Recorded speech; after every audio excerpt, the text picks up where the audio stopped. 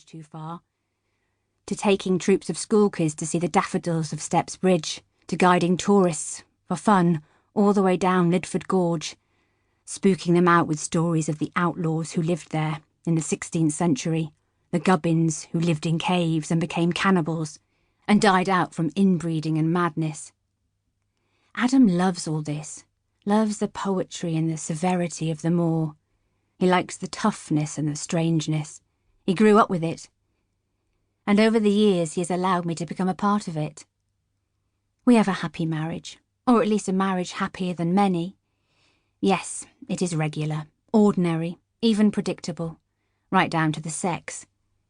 I am sure my friends from uni would laugh at the homeliness, but I find it deeply reassuring. The world turns, rhythmically and reliably. I desire and am desired. We haven't made love so much since the accident, but I'm sure it'll return. It always does. What else can I give thanks for? What else makes me glad to be alive? I need to remind myself, because these flashbacks are pretty painful. Quite often I get sudden, frightening headaches sharp enough to make me cry out. It's as if something is crunching in my mind, bone grating on nerves. Like now, I wince. Setting the big coffee cup by the sink, I put a hand to my forehead, to that tender place where I must have hit the steering wheel, cracking bone and brain and a week of memories into fragments, like a shattered pane of winter ice on a moorland dew pond.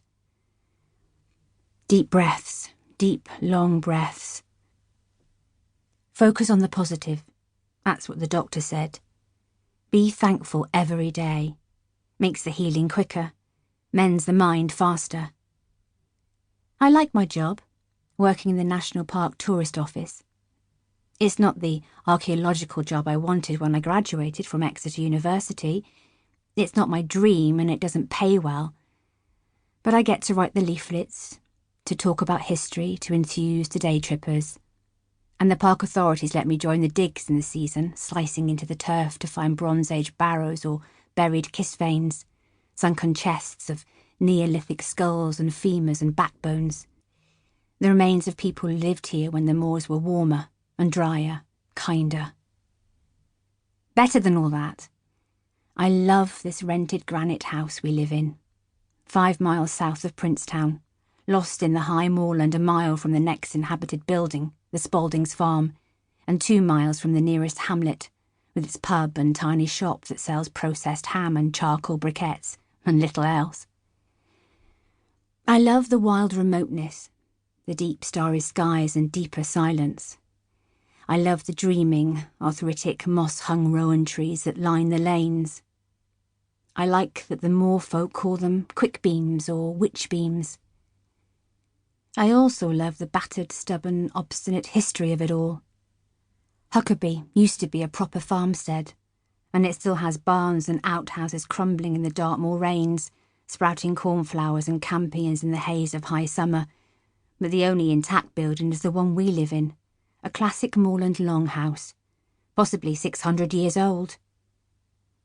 Once there would have been a sizable family here, humans at the top of the house, animals down the other end, cattle warming people under the same Devonshire thatch. Now the house is converted, the roof slated, and the interior modernised. Yes, it's hard to heat and it still gets damp, but it has character. And it is occupied by me and Adam and Lila, our daughter, and our 2 dogs, Felix and Randall. I named the dogs from a poem by Gerard Manley Hopkins. I love poetry too. I write it occasionally and never show it to anyone. I hide it away, as shyly as my daughter hides her secrets. I would have liked to be a poet, the way I would have liked to be an archaeologist.